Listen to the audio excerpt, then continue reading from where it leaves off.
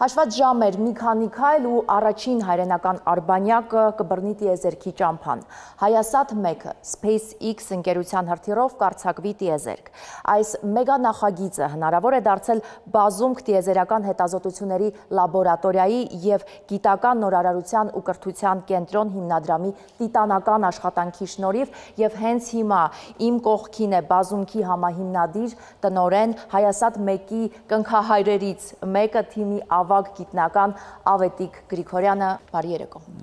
Բարև ձեզ, շնորհակալություն։ Պարոն Գրիգորյան,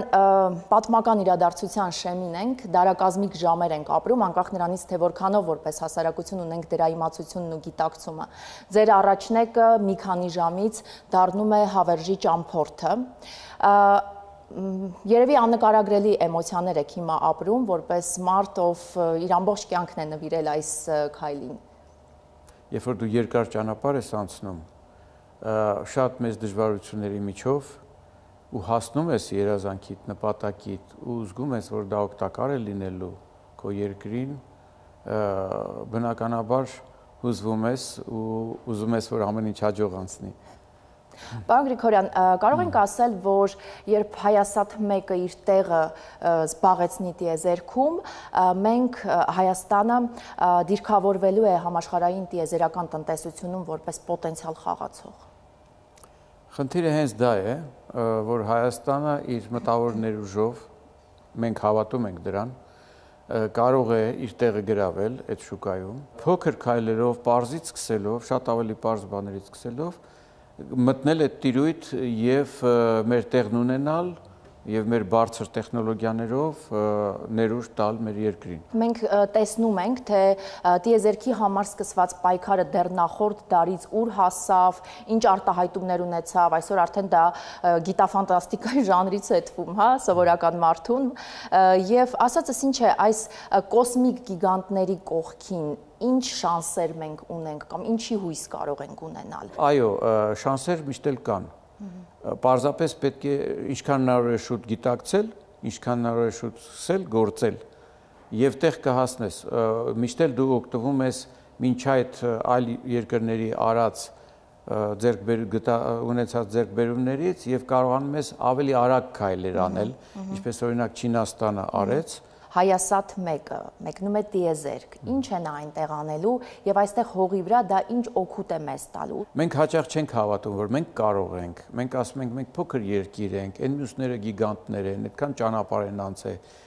ինչ իլյուզիաների մեջ եք եւ այլն։ Այսա պետք է թույլ տա, որ մենք վերագտնենք հավատը մեր հանդեպ, մենք մեր տեղը կգտնենք, մեր ուրույն արժեքավոր տեղը տիեզերական շուկայում, տիեզերական հետազոտությունների բնագավառում եւ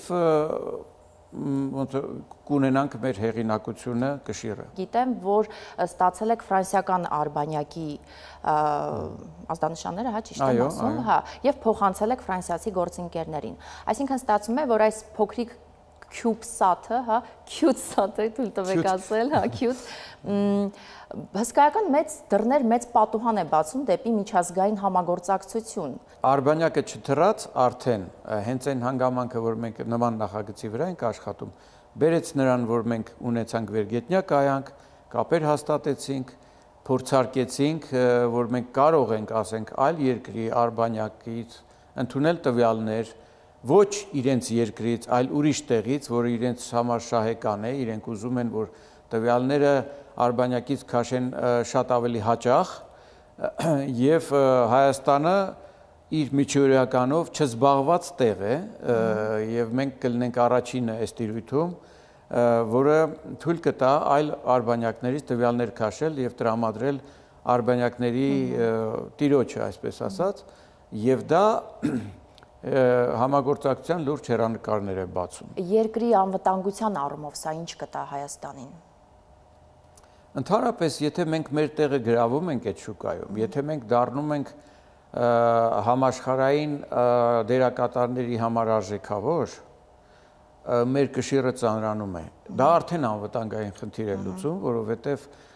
չեն կարող կշիռ ունեցող երկրի հետ վարվել ինչպես ուզում են։ Նրանք հաշվի են նստում, նրանք ուզում են համագործակցել,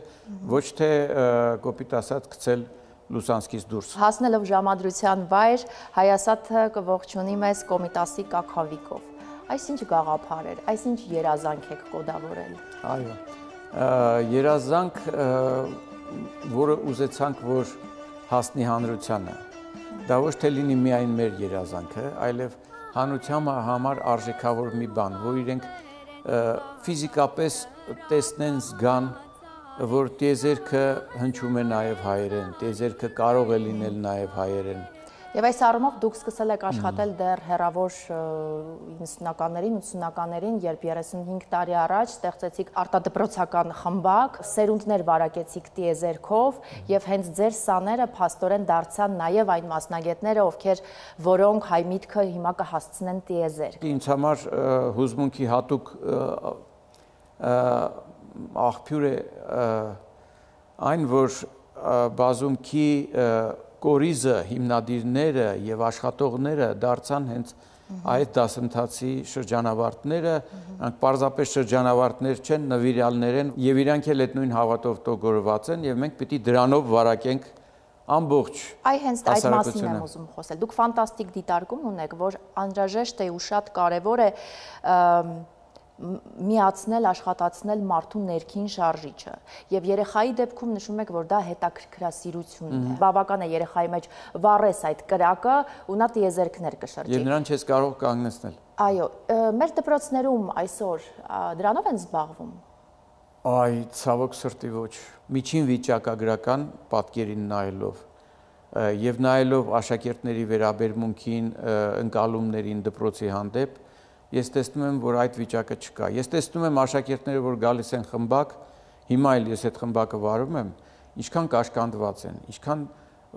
վախենում են միտք արտահայտել, որ կարող է ծիծաղի առարկա դառնալ։ Պետք է դպրոցում կարողանալ աստիճանաբար թեկուզ այդ հեղաշրջումը կատարել, տալ աշակերտին ստեղծագործական ազատություն։ Շնորհակալ եմ։ Ես էլ եմ շնորհակալ։ Մի քանի ժամից Իլոն Մասկի SpaceX ընկերության Falcon 9 հրթիռը տիեզերք է հասցնելու առաջին հայրենական արբանյակը։ Ահա այսպիսի առաջին քայլ դեպի մեծ ժամանակներ։